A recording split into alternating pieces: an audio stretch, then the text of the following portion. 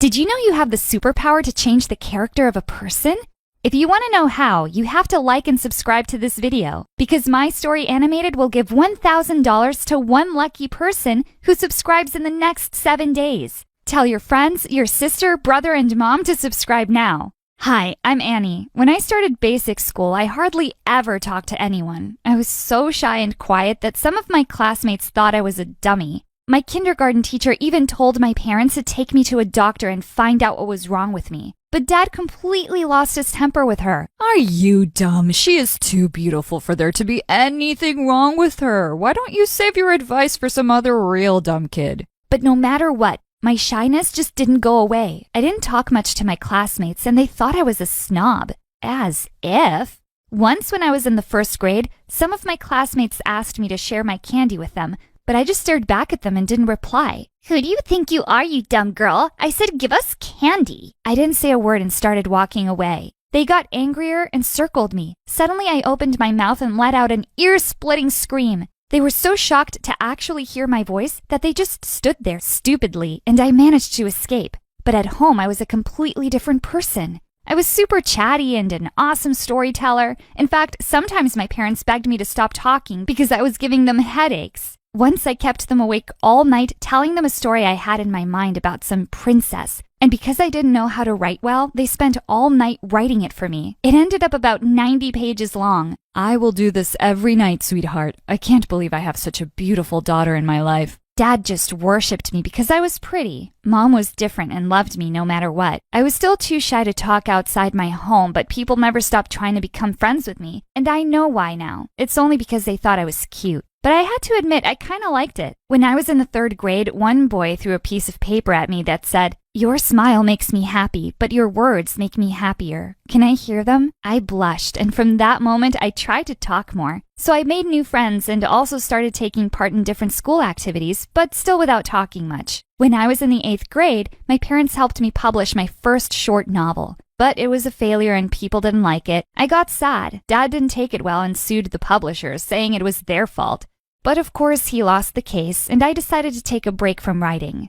Until one morning, when our class teacher walked into the classroom with a tall, athletic boy. It really looked like the boy wasn't too happy to join us. "Everyone, welcome your new classmate, Peter." Peter had a deep frown and a stupid smile at the same time. He had this funny Grinch face. The teacher told Peter to take a seat right next to me, and I gave him a friendly smile. That's the ugliest smile I've ever seen. Have you heard of toothpaste? I can buy it for you if you don't have money. You can pay me back, maybe with a kiss? Oh, wow. I was about to respond when the teacher started the lesson. It was a French lesson, and he looked completely blank. "Hey, do you need any help?" From you? You don't look very smart, and I don't need help from a girl when I can use Google Translate on my phone, so buzz off. What a jerk. The next day when the teacher returned the assignments, Peter looked really angry to see a big F on his. What kind of dumb school is this? How can Google be wrong? I took a look at his paper and burst out laughing. "That's not even French, you idiot. You translated the whole thing to Spanish." He crumpled up his assignment into a ball and threw it at my face, but I couldn't stop laughing. Boy, how could someone be this stupid?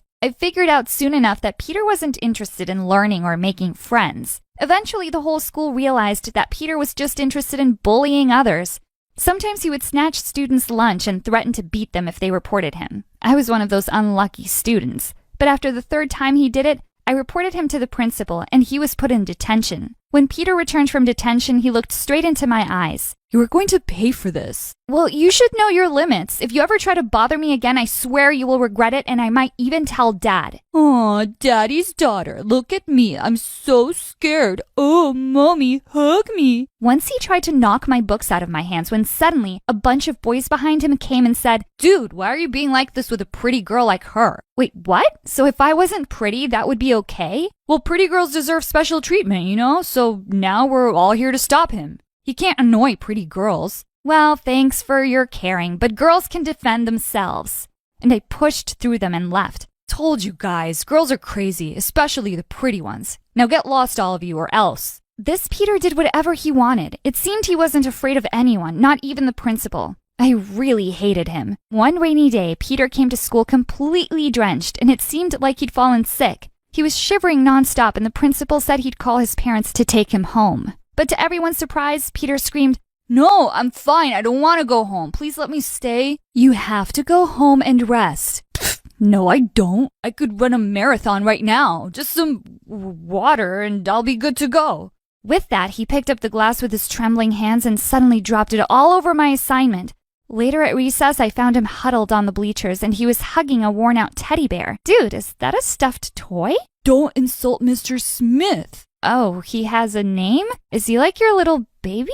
Is he adopted or did you give birth to him? Shut up! Can't you leave me alone? You're sick and you need to go home. You look much prettier when you're quiet. Now stop acting like you care. Ugh, why do you have to be like this? I'm trying to be nice. Who asked you? Mind your own business. As soon as he was fine, he went right back to being the jerk he always was. I started writing about him in my notebook. Peter was such an interesting person for a villain. I couldn't believe that having someone as horrible as him in my life was actually making me want to get back to writing. One day when I was leaving the cafeteria, Peter blocked my way and demanded that I give him my lunch. We're not in kindergarten, idiot, and I ate it. And I'm not afraid of you. Now shoo. As I walked past him, he suddenly pulled at my bag and everything spilled out. A couple of boys immediately ran over to help me and I gathered my stuff and left angrily. What an immature jerk. When I went home, I found out that my notebook was missing. I rushed straight to the locker the next morning and was going through all my stuff frantically when I heard Peter behind me. Looking for this? Give that back, you jerk! He threw it at me, giving me that stupid smile of his. Got what I needed. And with that, he walked away. I had no idea what he was up to, but I found out soon enough. Later that day, the whole school was gathered in the gym for a lecture on fire safety. As we stood waiting around for it to start, suddenly Peter jumped onto the stage and tapped the mic for everyone's attention. While we are all gathered here to talk about our safety in school, I just want to say, I don't feel safe at all. How can I when I have a stalker right here? Oh, no. Just then the large screen behind him flickered and images from my notebook showed up. As the sketches and the things I'd written about him flashed on the screen, I wanted to disappear. And it's none other than the girl everyone adores, Annie. She's obsessed with me. Guess just 'cause you're pretty on the outside doesn't mean you can't be a total creep inside. So everyone be careful. You might wake up someday to find yourself a villain in her novel. She's cuckoo. As everyone's eyes turned to me, I could feel panic rise in my chest. But it's okay, sweetie. I can still be your boyfriend. Want to hang out sometime? As I ran out of the gym, I turned around and said, "You're bad. I hate you." As I walked into the school the next day, my legs were trembling. I just stared down at my feet as I entered the classroom. The lesson started, and when the teacher asked me to read my essay out loud, I just looked down and shook my head. Just as everyone was leaving for the cafeteria, Peter hung back. Hey, Annie, are you okay? If this is about the gym thing, everyone knows it was just a harmless joke. I just stared at him silently with angry tears, and I threw my lunch at his face and walked out of the school. This time he didn't respond and looked a bit guilty. Peter didn't come to school the next few days. I don't know why, but I actually felt worried. One day he finally showed up. "Hey, I still don't like you, but I made sure to make notes for you when you came back. And no, girls aren't dumb. We can be emotional sometimes, and that's something we're proud of." Just then, to my shock, Peter broke down and started to cry. Annie, I'm really sorry. I don't know why I'm this way. I just act out because of things going on in my own life. Then he told me about his family, how his mother had passed away when he was 6 and he was left all by himself with his stepdad. He's mean and stupid and doesn't even take care of me. And one day when I'm old enough, I'm going to punch him in the face. I finally saw why Peter was like that. He was just a frustrated kid who needed help. Next day during lunch, Peter jumped on one of the tables and announced something. Everyone got quiet and listened to him. Hey everyone, I'm just here to apologize for everything I did to all of you. I still think some of you are weird and I don't like most of you, but that didn't give me the right to treat anyone like that. So, as they say in French, lo siento. Dude, that's Spanish. Just get down. Everyone burst into laughter and Peter gave me a hug. Thank you for lighting up my life. I promise I will become a better person. No, not really. Only under one condition.